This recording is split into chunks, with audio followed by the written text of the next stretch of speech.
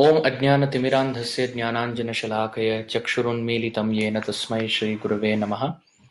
श्रीचैतन्यमनोभीष्टं स्थापितं येन भूतले स्वयं रूपः कदा मह्यं ददाति स्वपदान्तिकम्।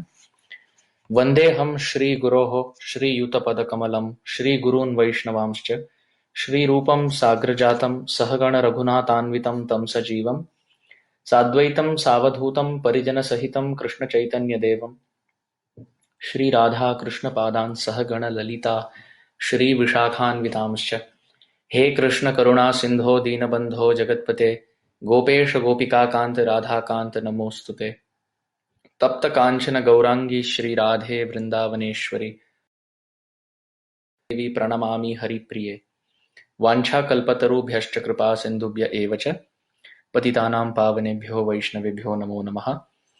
नमो विष्णुपादाय कृष्णप्रेष्ठाय भूतले श्रीमते भक्तिवेदान्तस्वामिनिति नाम्ने नमस्ते सरस्वते देवे गौरवाणी प्रचारणे निर्विशेषशून्यवादी पाश्चात्यदेशतारिणे। जय श्री कृष्ण चैतन्य प्रभु नित्यानंद श्री अद्वैत गदाधर श्रीवासादि गौर भक्तवृंद। हरे कृष्ण कृष्ण कृष्ण हरे हरे हरे राम राम राम हरे हरे। हरे कृष्ण कृष्ण कृष्ण हरे हरे हरे राम राम राम हरे हरे। हरे कृष्ण कृष्ण कृष्ण हरे हरे हरे राम राम राम हरे हरे। गुरवे गौरचंद्राय राधिकायै तदालये कृष्णाय कृष्ण भक्ताय तद्भक्ताय नमो नमः। Hare Krishna. I welcome all the devotees for kindly joining in our discussion of the beautiful, wonderful prayers of Gajendra from the third chapter of the 8th canto of Srimad Bhagavatam. We've had many sessions till now where we have discussed this topic daily, and devotees who have been joining us systematically every single evening have followed the discussion in this course. And for those who are joining us afresh, we have been discussing the whole of chapter 2 of the 8th canto, and now we are in chapter 3 discussing the introductory prayers of Gajendra out of the 28 verses in chapter 3. So we have finished up to text 5.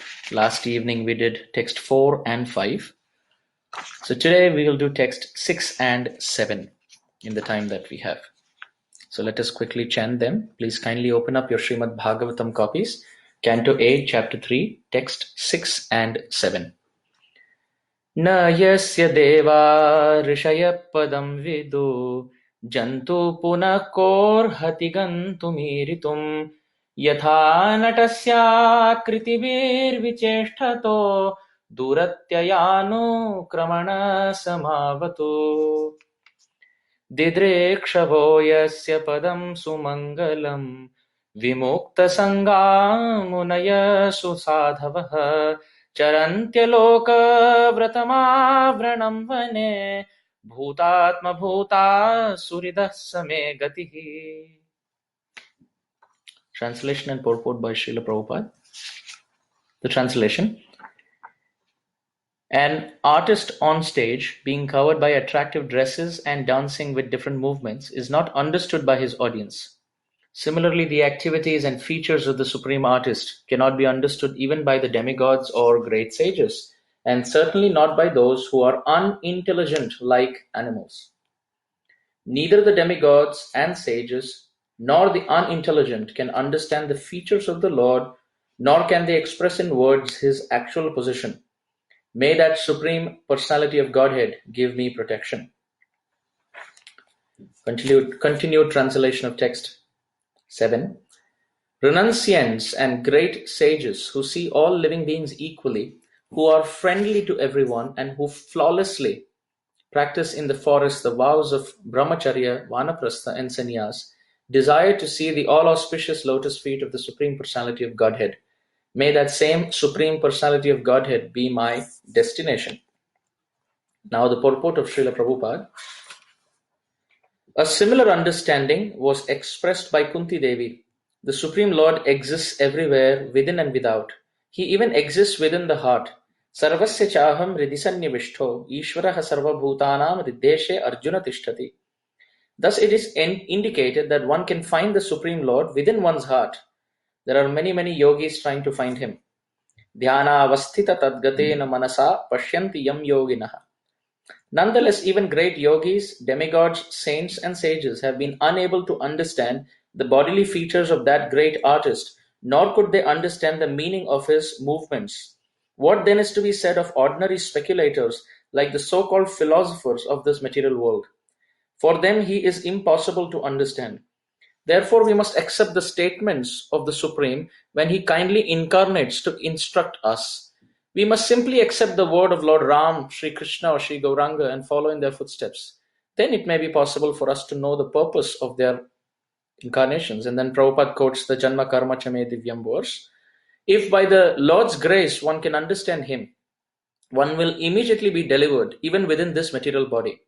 The material body will no longer have any function, and whatever activities take place within the body will be the activities of Krishna consciousness. In this way, one may give up his body and return home back to Godhead. Text 7 purport. This verse describes the qualifications of devotees or persons highly elevated in spiritual consciousness. Devotees are always equal to everyone, seeing no distinction between lower and higher classes. Panditaha samadarshinaha. They look upon everyone as a spirit soul who is part and parcel of the Supreme Lord. Thus, they are competent to search for the Supreme Personality of Godhead. Understanding that the Supreme Personality of Godhead is the friend of everyone, Suhridam Sarva Bhutanam, they act as friends of everyone on behalf of the Supreme Lord, making no distinction between one nation and another or one community and another. They preach Krishna consciousness, the teachings of Bhagavad Gita everywhere. Thus, they are competent to see the lotus feet of the Lord. Such preachers in Krishna consciousness are called Paramahamsas. As indicated by the word Vimukta Sangha, they have nothing to do with material conditions. One should take shelter of such a devotee in order to see the Supreme Personality of Godhead. So first we will understand the different portions of the Sanskrit verse, and then we will mark down the different portions of Prabhupada's purport. So in text 6, the word-to-word analysis is as follows. Gajendra is saying, Na yasya devaha rishayaha padam viduhu jantuhu punaha kaha arhati kantum iritum. So the essence is, the Supreme Lord's personality, position, very specifically position. Position, the word here for position or his post is padam. Padam could be translated as feet. Padam could be translated as post or position. Just like in Hindi they say, Pradhan Mantri ke pad par hain, pad or padam, the position. And vidu means to know, from the root word with. So na viduhu, his padam, his post, his position, Krishna's position cannot be understood. By whom? Devaha. Devaha means demigods, those who are divya, those who are divine. Rishayaha, Rishayaha means rishis, the sages. And the third is Jantuhu. Jantuhu means any living being. You see, generally we say Jantu could mean human being, but not necessarily. The word Jantu refers to a living being.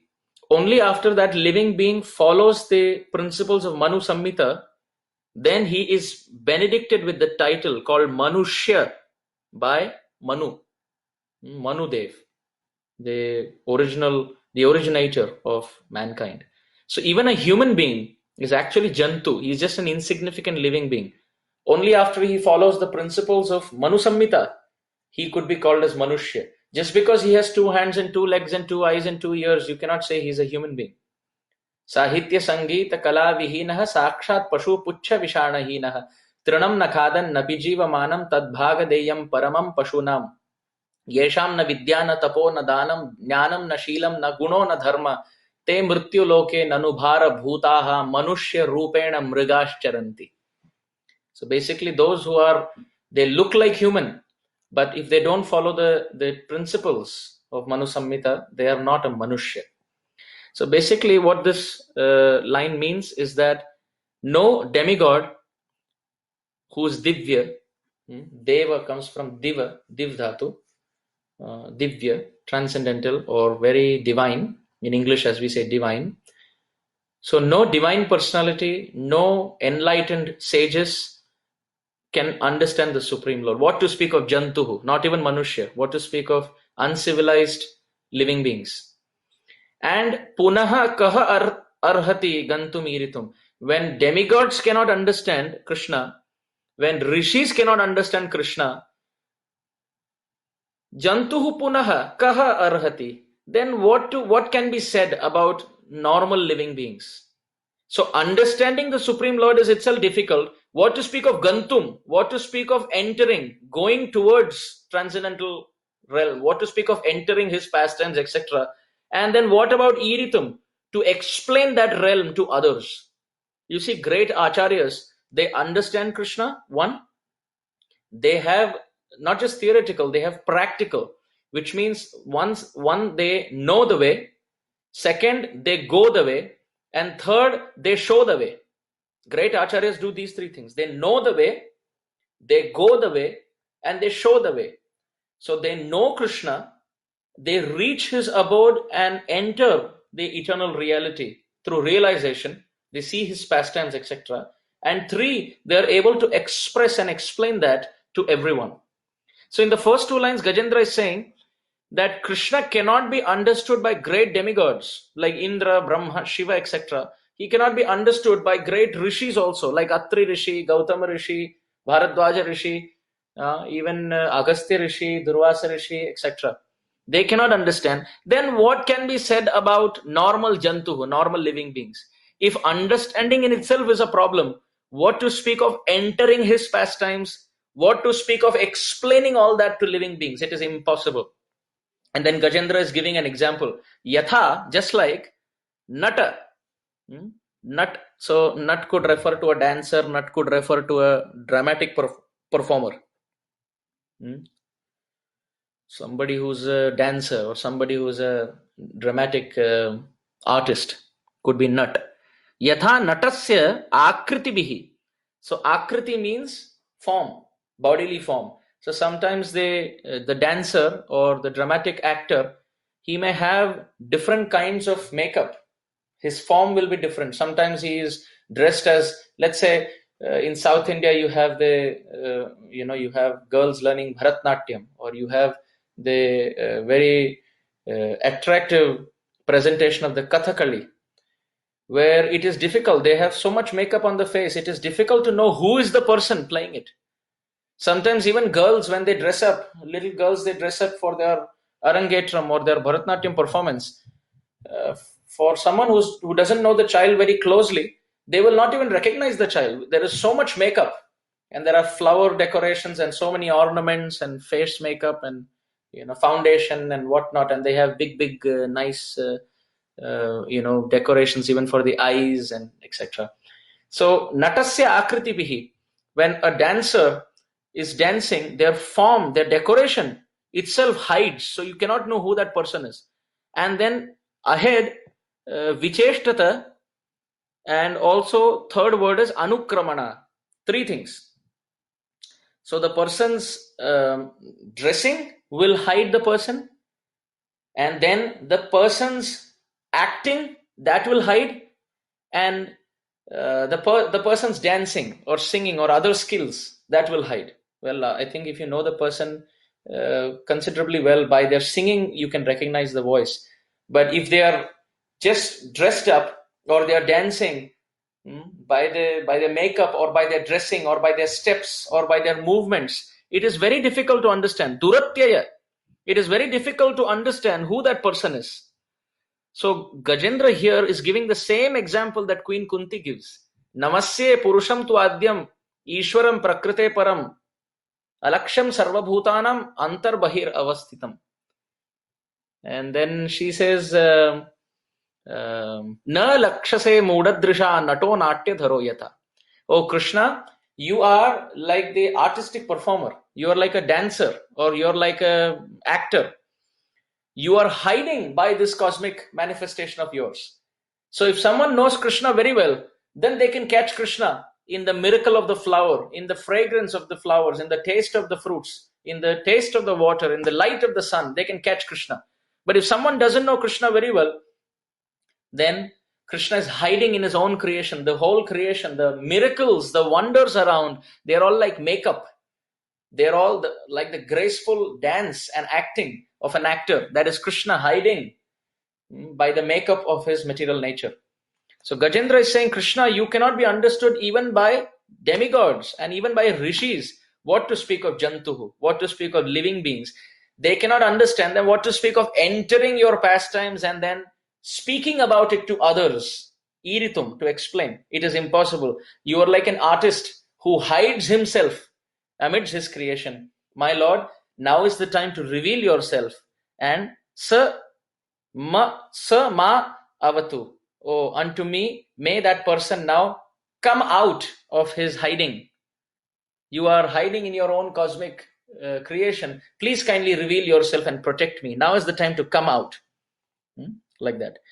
And for those who are taking notes or writing, it's important. Now, Prabhupada is making a few points in the purport. First and foremost, Prabhupada is writing, nonetheless, even great yogis, demigods, saints, and sages have been unable to understand this great artist. What is to be said of ordinary speculators of this world? For them, he is impossible. So this is the first point Prabhupada is making. Second point Prabhupada is making in the purport is, if by the Lord's grace one can understand, one will be delivered. So the second point to be noted is, only by the Lord's grace can we understand him. So 2 points are made in the purport. Now text 7. Didrikshavaha yasya padam sumangalam vimukta sangaha munayaha susadavaha charanti aloka vratam abranam vane bhutatma bhutaha suridha samegatihi. Now in this verse, Gajendra is giving the qualities of those who can understand him. So you just see, sometimes, like for example, I remember when I was growing up, we would, in our locality, we had a electricity, generator room.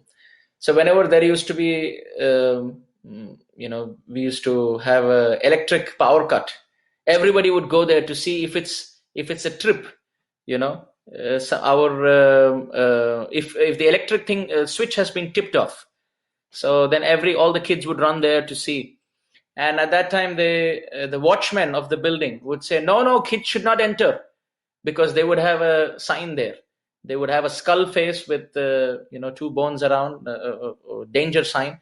And it would say that, do not enter, danger. But however, when the electrician comes, he also sees the sign, but he still enters. And he whatever arrangements have to be made, he does the needful, and then there is light.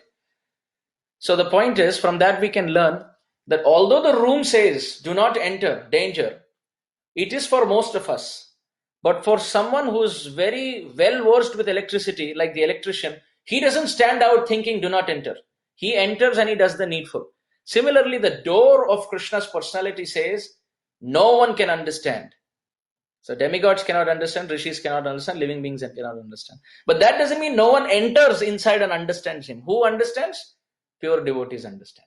They are like the electrician who can enter the powerhouse of Krishna's personality.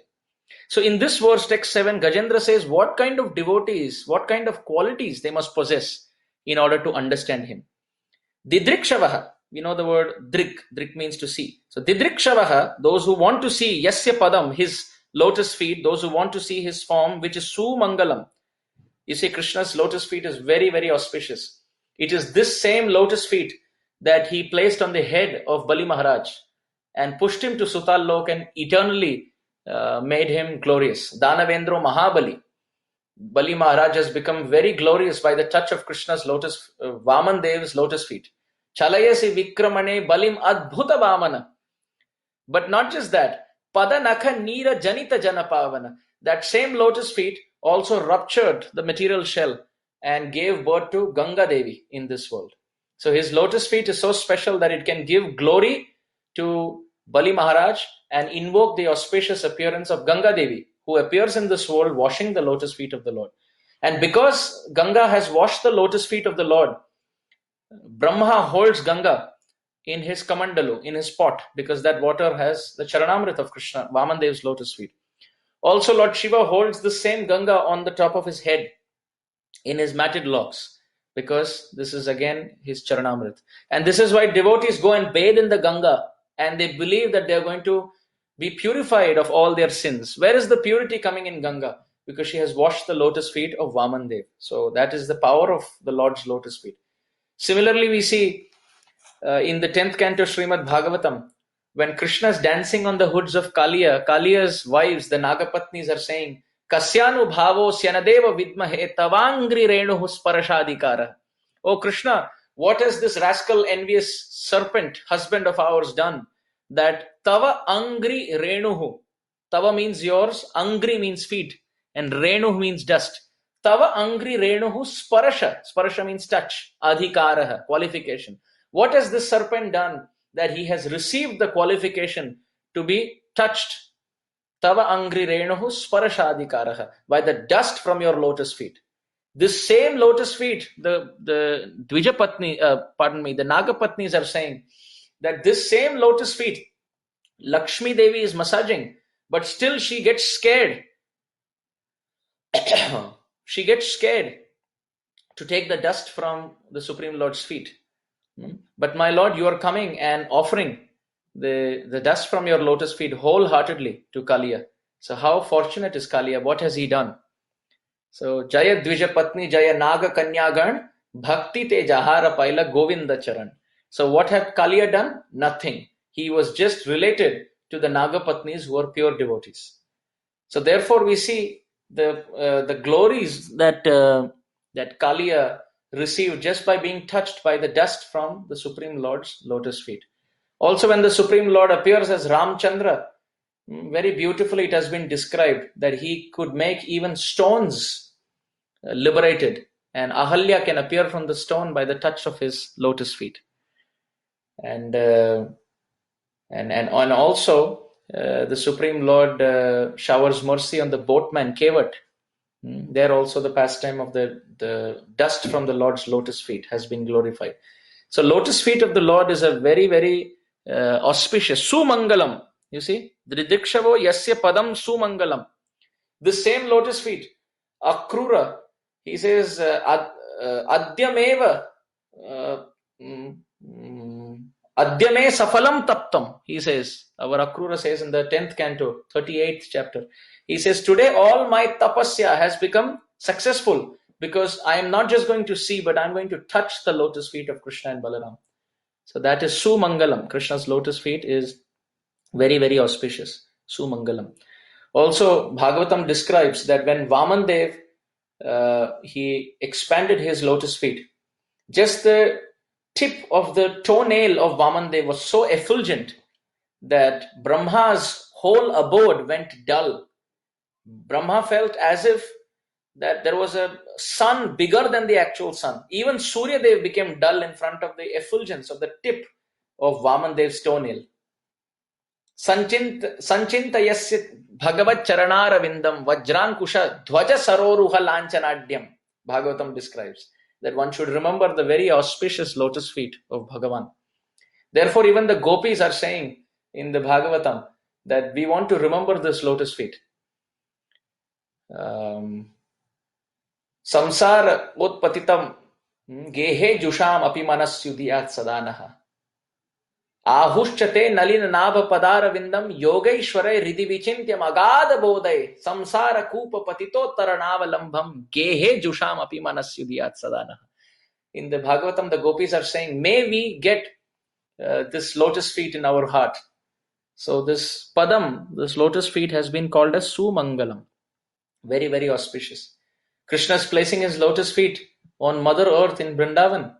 And all the gopis are feeling Krishna's lotus feet is so soft that the pebbles, the sharp stones, the sprouts, the sharp grass will all hurt the lotus feet of Krishna.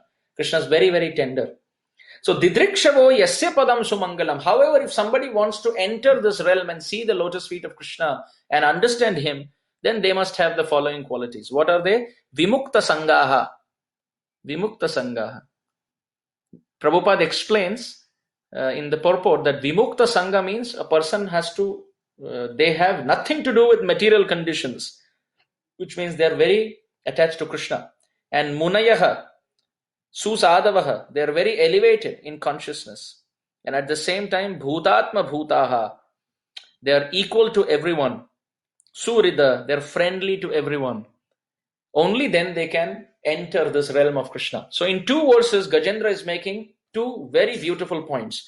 In the text, in the sixth text, he says, no one can understand Krishna. Krishna is hiding very nicely. He is performing his art and drama and dance in this world. And cannot be identified very easily. But this is very difficult for whom? For demigods and rishis and normal people.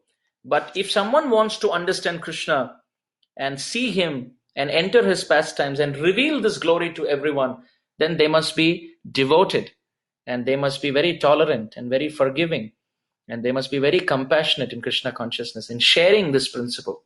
Therefore, in the purport to the seventh text, Prabhupada is saying, devotees are always equal to everyone, seeing no distinction. This is the first point Prabhupada is making. Then second point Prabhupada is making is that they act as friends to everyone on behalf of the Supreme Lord. Second. And the third, that such preachers are Paramahamsas because they have nothing to do in this world. So 3 points like that. So this is the general analysis of these two verses. Now we enter our in-depth analysis on the basis of what Gajendra is saying and what Prabhupada has mentioned.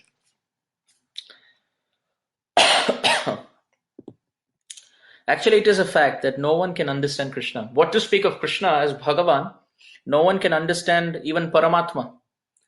What to speak of Paramatma, no one can even understand Jivatma. We cannot even understand ourselves.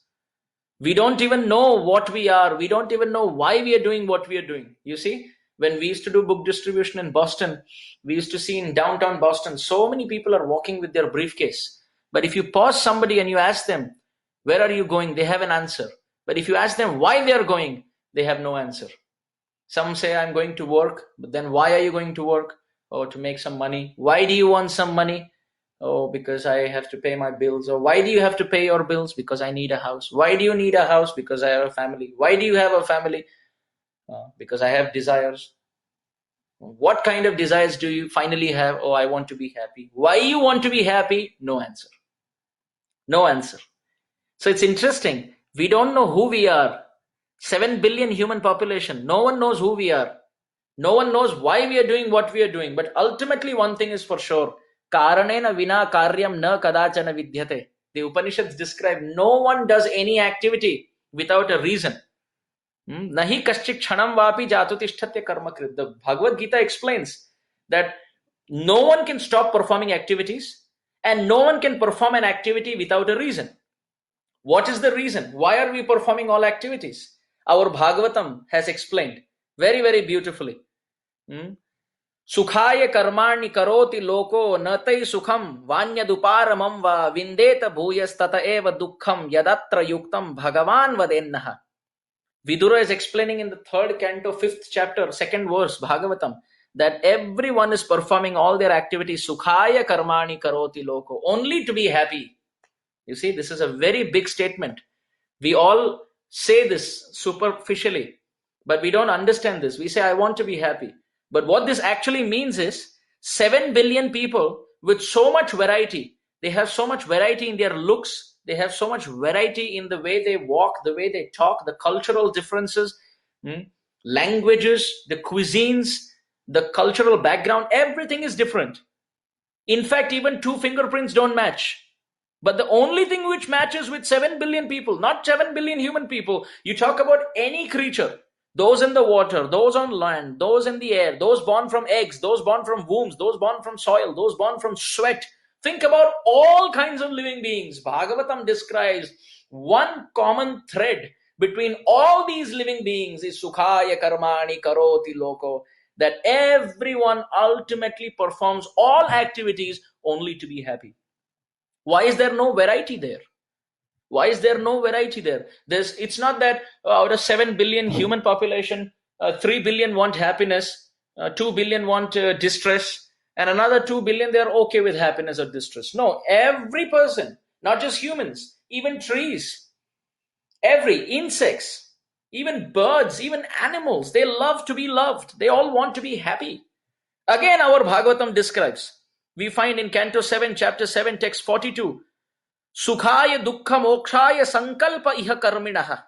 That everyone is performing all activities only to be happy. Ultimately, all living beings want to be happy. They all want to be happy.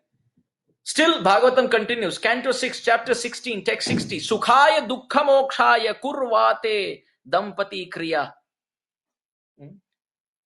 Ultimately, everyone is performing all activities to become happy. So, three references 352, 7742, 616, 60. Ultimately, we want to be happy.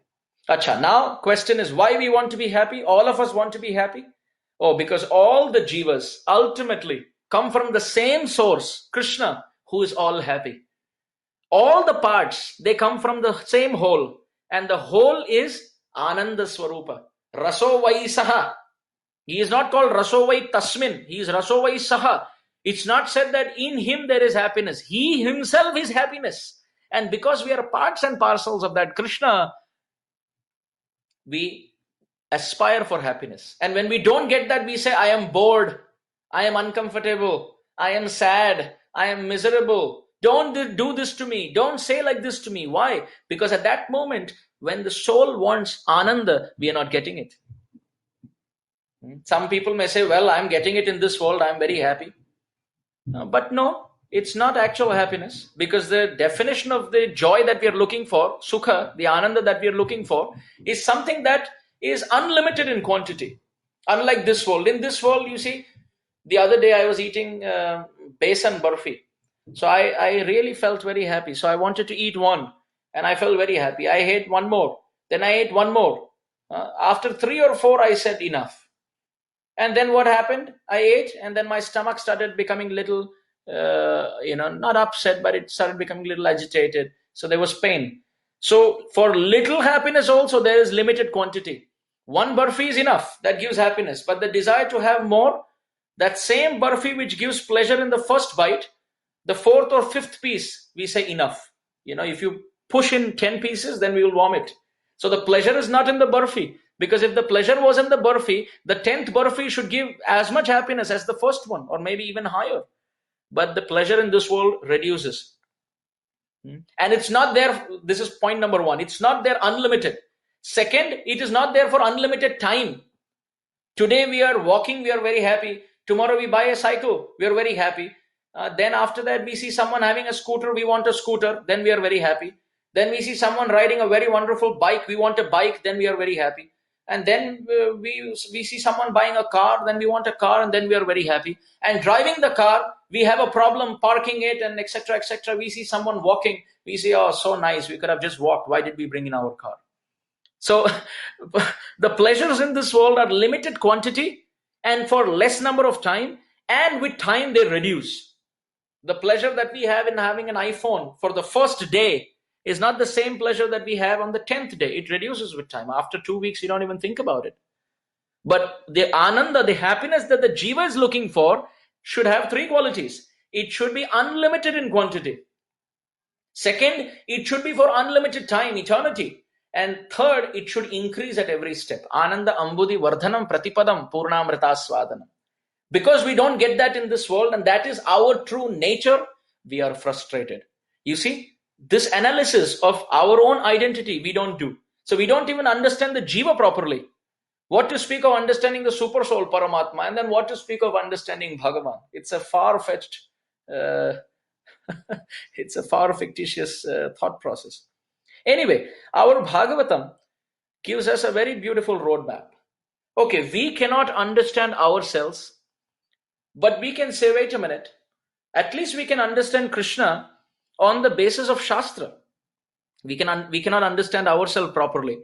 But let's say Shastra is defining ourselves in some ways. Shastra is defining Krishna in some ways. So maybe through Shastra we can understand Krishna, is it not?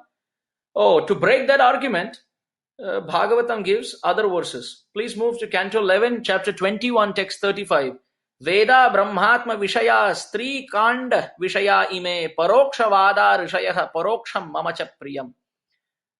It is described. Even through Shastra we cannot understand Krishna.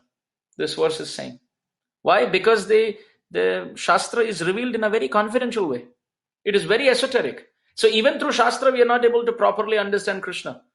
There is a lot of esoteric meaning in the Shastra. There are confidential points of description. So then we cannot understand. Next verse, 11:21:36 describes Shabda Brahma Sudurbodham Pranendriya Manomayam Ananta Param Gambhiram Durvigahyam Samudravat. That this Shastra is very, very difficult to understand. It is very, very deep and not everybody can understand. So we can say, well, Shastra is easier to understand. We could have just read and understood. Now what is the problem? Well, Bhagavatam again continues. Move to 11:343. Canto 11, chapter 343. Karma akarma vikarmeti veda vado na laukikaha vedasya cha ishvara atmavat tatra muhyanti surayah. This verse says, what to speak of normal people not understanding. Even scholars get confused in studying Shastra. Even scholars get confused in understanding the Shastra. So even Shastra may not be the perfect way to understand Krishna.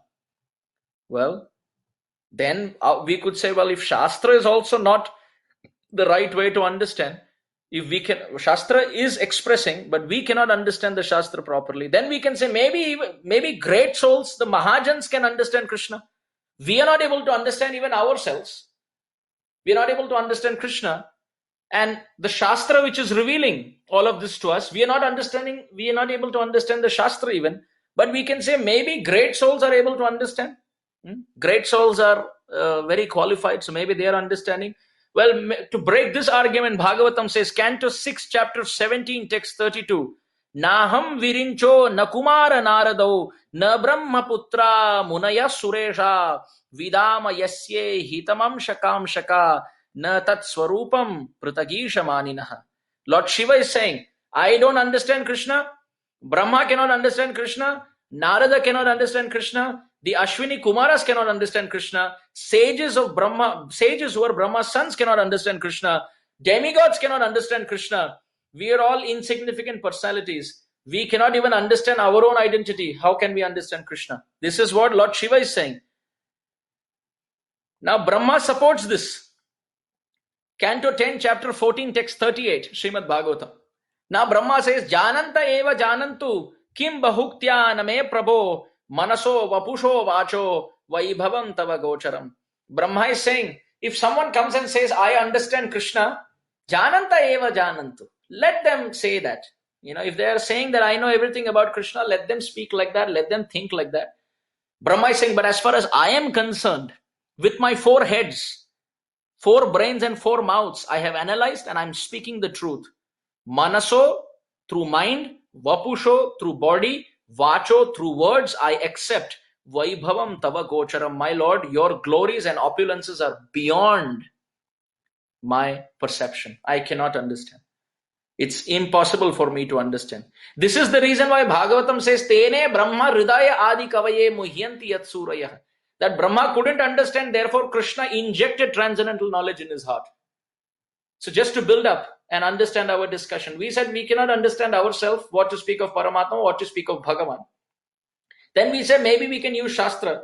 Then we saw references from Bhagavatam where Bhagavatam says Shastra is so confidential that to understand that is not everybody's cup of tea. We all cannot understand. Then we say maybe demigods can understand, great personalities can understand. But now Shiva, Brahma, they've all put their hands up in the Bhagavatam saying we are not able to understand Krishna. Well, then maybe we can say maybe Krishna is able to understand himself. We are not able to understand. Shastra is not able to teach us properly. Shastra is teaching, but we are not able to understand through Shastra. We are not able to comprehend. Demigods are not able to understand. So maybe Krishna is able to understand himself. Well, to break that, Bhagavatam says, Canto 3, chapter 6, text 39, Ato bhagavato maya mainam api mohini yat swayam cha atma vartatma na veda kim utapare. The wonderful potency of the Supreme Lord is so bewildering to the jugglers. This potency is unknown even to the Supreme Lord. What to speak of others? So even Krishna cannot understand himself. And Krishna makes this point that none of us can understand him. He says in the Bhagavad Gita, chapter 7, text 26, Vedaham samatitani vartamanani charjuna bhavishyani cha bhutani mam tu vedana kashchana. Krishna says, I know past, present and future of every living being at all times, but there is no one present who knows me. Again in the same chapter, chapter 7, text 13, Krishna says, Tribhir gunamayir bhavaihi ebhi sarvamidam jagat mohitam navijanati mamebhya paramavyayam. He says, Krishna says that no one can understand me because the intelligence that we have is very, very limited. The mind that we have is very, very limited. And Krishna is unlimited. It's like saying, let me catch the whole ocean in my palms. Palms are very limited. The ocean is unlimited. How is it possible? It is impossible. No one can understand Krishna. And even if they try to understand it, they can try as far as their intellect goes. Even understanding Shastra is difficult because of all the confidential esoteric meanings. Even great souls, the demigods, the rishis. So this is in context to what Gajendra is saying. That na yasya deva rishaya padam vidu. That demigods and rishis, jantu punar kor hati gantu miritum. Demigods are not able to understand, rishis are not able to understand, what to speak of normal living beings. Even the Shvetashvatara Upanishad says, Apani padau javano grahita paschatya chakshu shrunotya karnaha na tasya asti vetta. Shvetashvatara Upanishad says that this Supreme Lord, na tasya asti vetta. There is no one who can know him completely. Because apani padau, he has transcendental hands and legs. And javano grahita, material, no material hands and legs, still he accepts what you give him. And pashyati achakshu, he has no material eyes, but he still sees. And shrunoti akarana, he hears, but he has no material ears. Very, very difficult to understand Krishna. The Narada Bhakti Sutra also says, Anirvachaniyam prema swarupam, that even if someone understands, it is difficult to explain. So you see, it's interesting. For someone to understand Krishna is impossible. And by divine causeless mercy, if they are able to understand and experience in their heart, then they're not able to explain. How? The example given in Narad Bhakti Sutra is just like if there is someone whom you give a mango pulp to taste, and they taste it, and someone asks, please explain how this taste is. And if they are dumb, they cannot speak. They don't have ability to speak. So they can taste the mango, but they cannot explain how it is. And those who are explaining it, they have not tasted it. So that is the nature of this spiritual life. There are many like myself who are just speaking about the mango of Krishna's sweetness, but they have no taste of that mango.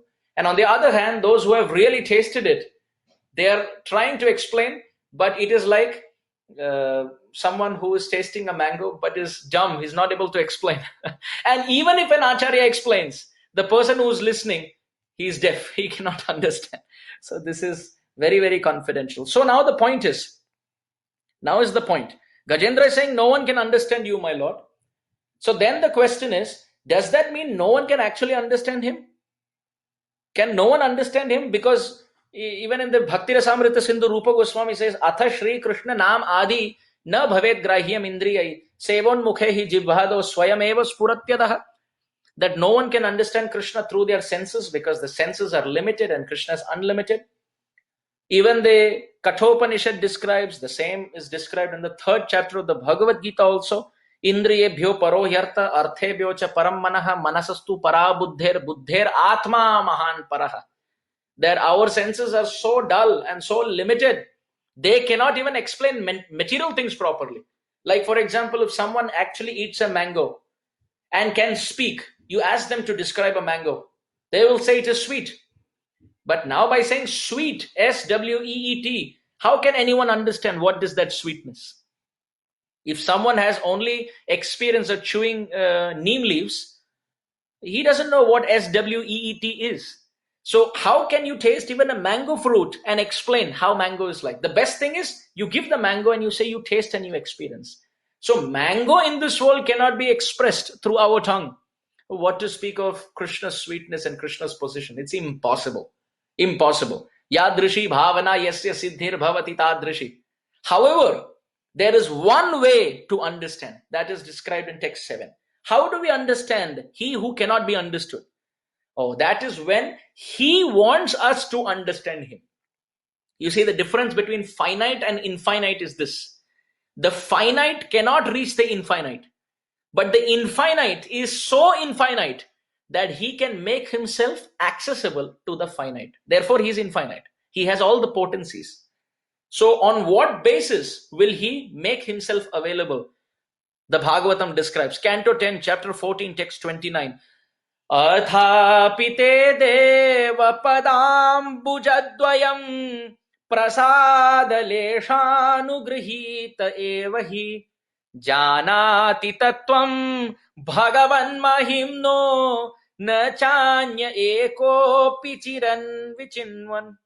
Brahma is saying in his Brahmastuti that, my Lord, no one can understand you on their own, but they can understand you when you want yourself to be understood. Just like the example given is a baby, a small child cannot climb on the shoulder of their father. But when the father sits down with the desire that may you or may the child be seated on his shoulder, then it is possible. If the child wants to sit on the shoulder, it is not possible. But when the father sees that this child is jumping repeatedly, the father agrees and sits down, and that's when the child can sit. So Brahma is saying in this verse that, my Lord, athapite deva padam bujadvayam prasada. Prasada means mercy. Only by your mercy, when you make yourself accessible, can anyone understand him. Again, the Bhagavad describes, Canto 1, chapter 3, text 38. Sarve dadhatu padavim parasya duranta viryasya rathanga pane yo mayaya santatayanu bhajeta tatpada saroja gandham. O my Lord, only those pure devotees who render uninterrupted loving service to your lotus feet, whom you shower your mercy on them, only they can understand your full glory, power, and transcendence. No one else otherwise possible. No one on their own they cannot. But they can serve you, melt your heart, impress you, and when you desire to make yourself accessible, then they can understand. Mother Yashoda can run and sweat behind Krishna, but only when Krishna is satisfied by her effort to make the impossible possible. He being the unlimited, he agrees to be bound. Otherwise, no one can bind him. Same thing is said in the Bhagavad Gita, chapter 18, text 58. Matchitta sarva durgani mat prasada tarishyasi atha chetvam ahankarad na shroshasi vinangshasi. That, O Arjun, matchitta, just give your heart to me, and then sarva durgani tarishyasi, you will cross over all problems. How? Mat prasadat. So you give your heart to me, I give my mercy to you, then by my mercy you cross. So when we say that, oh, I am doing so much austerity, I am performing so much bhakti, I am chanting so much, I am reading so much, well, all of this becomes useless if it doesn't melt the heart of Krishna and invoke his grace. Because the only way we can get him and get out of this world and get liberated and get prema and become a pure devotee is by his mercy. And his mercy showers to the extent of our hard work and sincerity. Otherwise, not possible. Otherwise, absolutely not possible. So this is the Bhagavad Gita where Krishna is saying this. Again in the Bhagavad Gita, Krishna says, Ananya cheta satatam yomam smarati nityashaha tasya aham sulabha partha nitya yuktasya yogina. This is chapter 8, text 14. That, O Arjun, those who are ananya chetaha, those who are one-pointed and always smarati, they always remember me.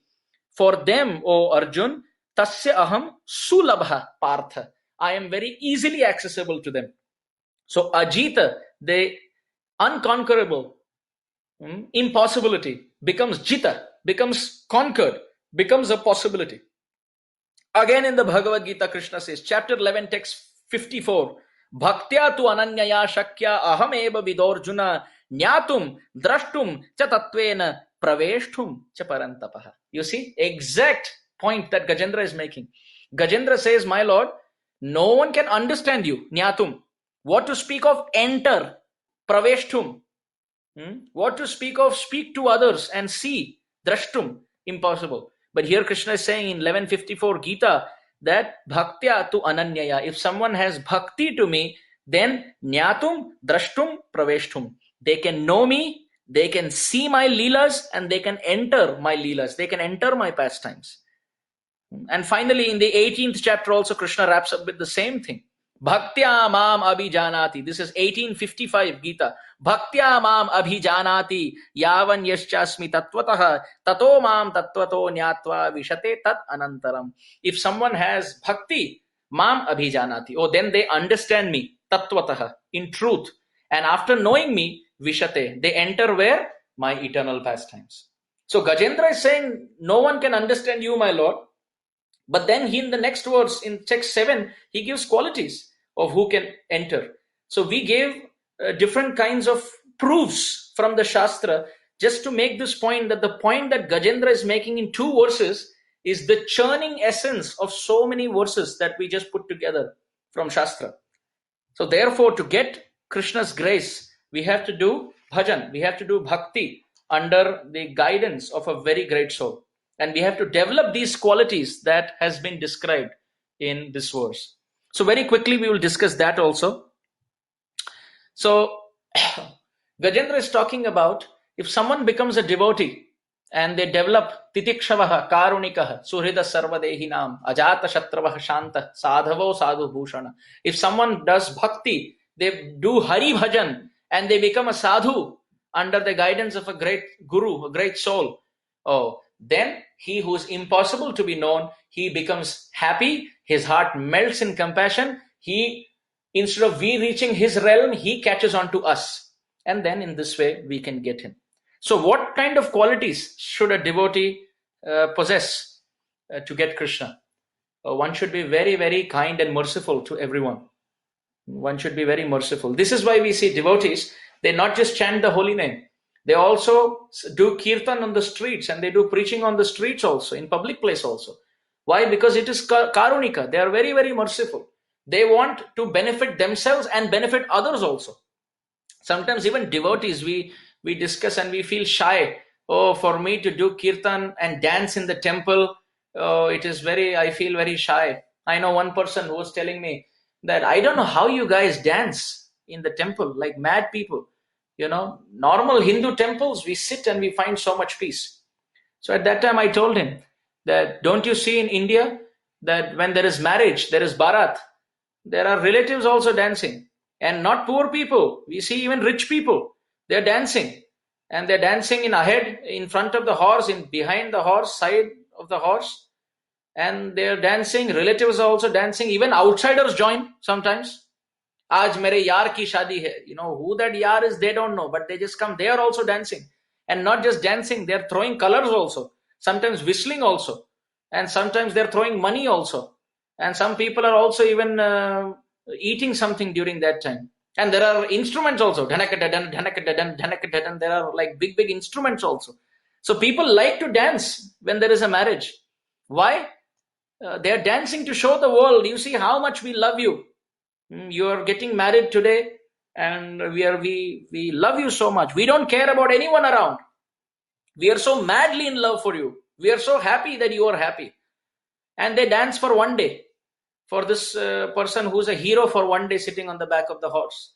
But who is Krishna? Chaitanya Mahaprabhu describes about Krishna to Sanatan Goswami. Nayakanam Shiro Ratnam Krishnastu Bhagavan Swayam. That Krishna is the best among heroes. So for one day hero on the back of the horse, if rich people are ready to dance and throw colors and paisa and instruments to show that we don't care about this world, we are so happy, we love you so much. So if they can do that for one person for one day, why can't we dance and sing daily for Krishna, who is always our hero? What is the why to feel shy about it? If rich people can dance for somebody's marriage, which maybe let's say ends up in a divorce in a few years, they are dancing for one day, irrespective of the crowd. Somebody could be like a CEO, but he's still dancing with all these weird steps. But we have very dignified, nice, graceful steps for our Lord, who doesn't sit on the back of some horse. He is sitting with cows and calves, so beautiful, and he's always the hero. So why shouldn't we sing and dance very happily. Why should we care about this world? So great devotees who perfect their lives by the singing and dancing process. They're also singing and dancing in the temple. They in fact even go out on the street and they're singing and dancing. They're singing and dancing also. Prabhupada used to say the story about this freedom fighter Chitranjan Das, C.R. Das. Prabhupada used to say in one class that this freedom fighter, this very popular person, he was once sitting on the bench with his wife in a garden. And he was very, very morose. His wife said, "Why are you morose? You're making thousands and thousands of rupees per month." Prabhupada very specifically said he was making 50,000 rupees per month then, which is a lot of money right now. It's like 10 lakh rupees at the moment per month. So his wife said, "You're making so much money, you're so educated, you're so rich, you're so popular, people like you. Then why are you so morose?" He didn't give an answer. And at that time, it so happened, Krishna has this interesting sense of humor. A Vaishnav sadhu singing the names of Krishna was walking past that garden. C.R. Das looked at this person and his eyes lit. And he told his wife, "You are asking me why I am morose? Please ask me, when will I become happy?" So the wife asked him, "When will you become happy?" Chittaranjan Das said, "I will become happy when I become like him." So Prabhupada said, this is sadhu. Just by his walking and singing in public, he is impressing and inspiring everyone. Sarve sukhina santu, sarve santu niramaya, sarve bhadrani pashyantu, ma kaschit dukkha bhag bhavet. This is the mood of a devotee. I should be happy. Everybody should be happy by genuinely connecting with Krishna and singing his names. Mukunda Madhava Yadava Hari, Bole na bolo re badana bhari. Our Bhaktivinoda Thakur in Udila Aruna song, he says, Mahaprabhu is walking. Bole na bolo re. Mahaprabhu is begging everyone. Mukunda Madhava Yadava Hari. Everyone, please say these names of Krishna. How? Vadana bhari. Vadana means mouth and bhari means bharna. With full mouths, mouth full of the holy name. Fill your mouth with the holy name. Don't be shy. Like that. So, this is the instruction of Bhaktivinoda Thakur and Mahaprabhu. That we chant so much, that we perfect our lives, and we also share this with others. In fact, in America, one person, he was a son of a very big businessman, and he was managing his father's business for some time. So he had a store, and suddenly as he was managing it and he was on a phone call, he was trying to sort out something for the customer. He was on a phone call, and suddenly outside his store he heard some kirtan. So out of curiosity, he along with his phone, he went out and he saw one person singing happily with his kartal.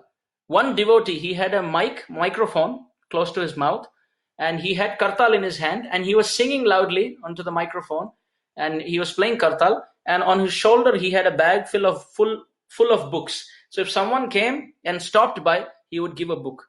So this person stopped looking at the kirtan.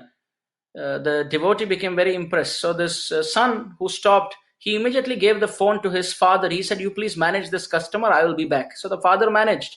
This person came to the devotee. He took some books. He was very impressed by his singing all alone. So he followed him along with him, and he went to the temple and he joined full time also. So this is what one person's sincerity can do. It can inspire. So the point we are making is, Gajendra is saying, Krishna, you cannot be understood. You cannot be understood by even demigods. And we gave so many references for that. You cannot be understood even when Shastra is trying its best to teach, because we have limited senses. The only way you can be understood is when you give your mercy to someone and make them understand. So when will Krishna give mercy? Gajendra says, first of all, the jiva must be very, very kind to all living beings. So Prabhupada explains, true kindness means, I will cross the ocean of material existence and I want you also to cross. This is true compassion. True compassion. Prabhupada was explaining in one class that when he used to do when he used to distribute Back to Godhead in the 1940s or 50s, I believe. At that time, he went to one person who was busy buying cosmetics for his wife. So Prabhupada told him, that you are anyway spending money for buying cosmetics. Why don't you buy this back to Godhead? So he was not very interested. So Prabhupada said that these people, they will buy all these cosmetics and increase their illusion and attachment to this body. But instead, if they buy the back to Godhead that I gave, along with his wife, he could have gone back home back to Godhead. So this was Prabhupada's compassion. He has perfected his life, but now he wants to share and save the whole world. Also, in another time, Prabhupada said that, you know why I am teaching all of you young American boys and girls Krishna consciousness? He said, because when I went out, I saw even 80-year-old men playing checkers, playing all these games. You see checkers, this game? I saw 80, 81, 82-year-old also playing checkers. And if I preach to them, first of all, they'll not learn, because as the saying goes, old dogs don't learn new tricks. So they will not learn. And even if they learn, they're counting their number of years to death. So what is the point? So Prabhupada said, therefore I had to get newer generation and teach to help me spread, so that I can share this message far and wide. Prabhupada would say that in this attempt to become Krishna conscious and preach and spread Krishna consciousness, lot of times you will have so much opposition. Some people, in fact, God is the last thing people want to know. They don't like to be told anything by anyone. They're not just not interested, they even sometimes get angry and sometimes speak very loudly also. One devotee was mentioning that when he was distributing Bhagavad Gita, one man, he became very agitated. This was one of the stories of the book distribution marathon time. So he was explaining that he was speaking about the Bhagavad Gita to one person, and he was not just not interested, he was now speaking loudly so that everyone can hear. And he was saying, what is this Bhagavad Gita? This is all nonsense. It's all, no one can become happy like that. And this devotee was very intelligent. He said, he said, have you read the Bhagavad Gita? He said, yes, I have read the Bhagavad Gita. So this devotee said, so before the Bhagavad Gita, Arjuna was very sad. It was like a company CEO who was so sad that he says, let's shut down, we have no profit. Let's just finish it off. Or it was like a Bharatnatyam performer, a girl or a artist who's well prepared, well planned on the stage, ready to dance, curtains open, thousands of people sitting, and now out of nervousness just sits down on the stage and people are just waiting, anticipating, but she's not getting up. So Arjuna's situation was like that. So this devotee said, you have read the Bhagavad Gita, so Arjuna before the Bhagavad Gita, he was very sad. And after hearing 700 verses, he became very happy. So if Bhagavad Gita, Arjuna can hear 700 verses and go from being sad to happy, imagine how happy you can become. Now you're agitated before the Bhagavad Gita. You take this Bhagavad Gita, you read it, you will also become happy.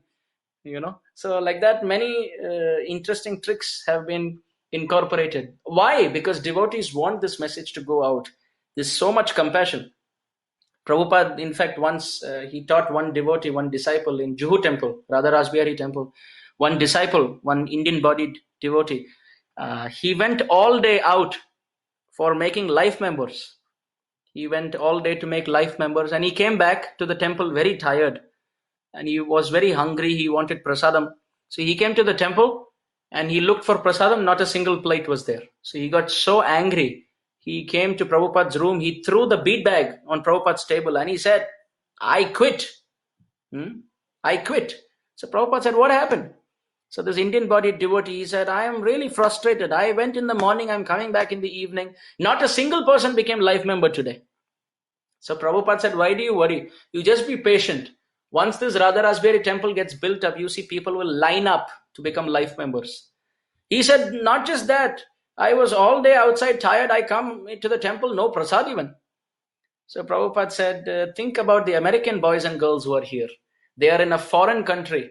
They are not even used to this heat and the mosquitoes and the water and the air, and how they are tolerating everything so lovingly for me. So you being Indian, you can adjust. So that devotee smiled and he explains in his own words that Prabhupada in one pastime, in one interaction, taught him to tolerate any kind of inconvenience like having no prasadam, and to be patient in getting the results, like getting more life members like that. So this is the point. When we preach, when we become serious representatives of Krishna's preaching mission and Krishna's compassionate plan to first of all save ourselves and also to spread this message far and wide, then these are the lessons that we have to learn. To be very merciful to oneself, not to take another mother's womb, and also to share this compassion with others, and during this situation to tolerate all opposition. Like Haridas Thakur tolerated the whipping, and Jesus Christ tolerated the crucifixion, and Nityananda Prabhu tolerated the hitting of the mud pots on his head, liquor, half filled, half broken liquor mud pots thrown by Madai. So Prabhupada is teaching, if anyone develops these qualities that Gajendra is mentioning in this verse, being friend to everyone, seeing everyone equally as part and parcel of Krishna. So Janma Sarthaka Kari Kara Para Upakar, to become Krishna conscious oneself and to share and spread this message so that more and more people touch the lotus feet of Krishna in this one human life. So when we have this spirit, then Krishna's heart melts. When Krishna's heart melts, then he showers his mercy. Then when he showers his mercy, the finite living being understands the infinite Lord. So in these two verses, Gajendra is putting this thought across, that no one can understand, even if they are high class demigods like Lord Shiva or Lord Brahma. On their own, they cannot. But when they become sincere practitioners of bhakti, through the references that we presented, and then they are very merciful, like Prabhupada, like Prahlad Maharaj. Prahlad Maharaj is saying, oh, my Lord, I am not so much worried about my liberation. I am very worried about the jivas in this world. Similarly, Hanuman, he tells Mother Sita, oh, Maya, if you want, I can just take you on my shoulder. I can fly you across back to Ram. Mother Sita says, it's not just me. There are so many others stuck here in Lanka. So Mother Sita wants her upliftment, and at the same time, she wants the upliftment of everyone. So in this way, when we develop that mood of Janma Sarthaka Kari, protecting ourselves, giving the oxygen mask to ourselves, and to also help others sitting next to us with the oxygen mask, then this attempt, it softens Krishna's heart. Then he showers his grace. When he showers his grace, then we can understand him. Gajendra is saying, my Lord, that Supreme Lord who cannot be understood, I am approaching him. So why is Gajendra saying these things now? Now is Gajendra's thunderbolt Brahmastra. He's saying this philosophy and binding it to his situation by saying, my Lord, I am crying helplessly. Why? Because crying, remembering you, chanting your names, and offering you flower, patram pushpam phalam toyam, are all acts of devotion. And you have said, my Lord, anta kale cha mameva smaran muktva kalevaram yat prayati samad bhavam yati nastyatra samshayam. There is no samshaya that if anyone at the time of death remembers me, they will come back to me. So Gajendra is using all this philosophy to say, no one can understand you, but my Lord, I am performing bhakti now. At the junction of death, at Jivana Sandhi, when I'm about to leave my body by the catching of the crocodile, I am remembering you through my mind, and I'm chanting your names through my tongue, and through my trunk, I'm offering you this flower, my Lord. I am performing bhakti. Please keep your promise that anyone who remembers you at the time of death comes to me, or anyone who performs bhakti, they will get the grace.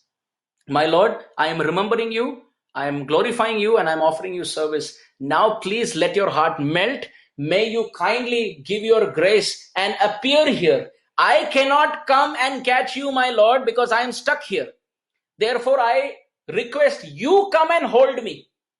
You see, in Vasudev Maharaj's description also, Bhagavatam describes, Vasudev Maharaj's mind was not at the feet of Krishna, but Krishna entered the mind of Vasudev, Bhagavatam describes. So why Krishna entered the mind of Vasudev first and then the womb of Devaki and then he appeared? The Acharyas explain Krishna entered the mind of Vasudev to show that our mind cannot catch Krishna. But if we keep our mind pure, Krishna gets interested to catch our mind, and then we can remember him. So Gajendra is saying, my Lord, with all my circumstantial difficulty, I cannot come to you to see you. Therefore, all that I can do is remember you, glorify you, and offer you this lotus. You kindly come and hold me. You kindly come and remember me. And in this way, when you come, please kindly save me. May kindly protect me. So in this way, these two verses, Gajendra is explaining all the philosophy and begging for protection, giving us such beautiful roadmap of who we are, where Krishna is, and how to reach there. All of this in the span of two verses. So I really want to thank all the devotees for kindly participating in this discussion.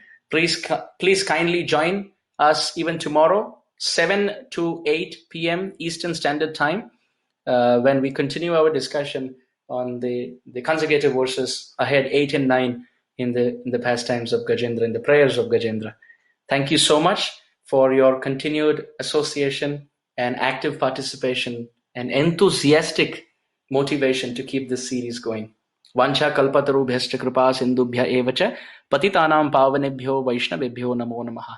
Srila Prabhupada ki jai. Gaur Premanande. Hari Hari Bol.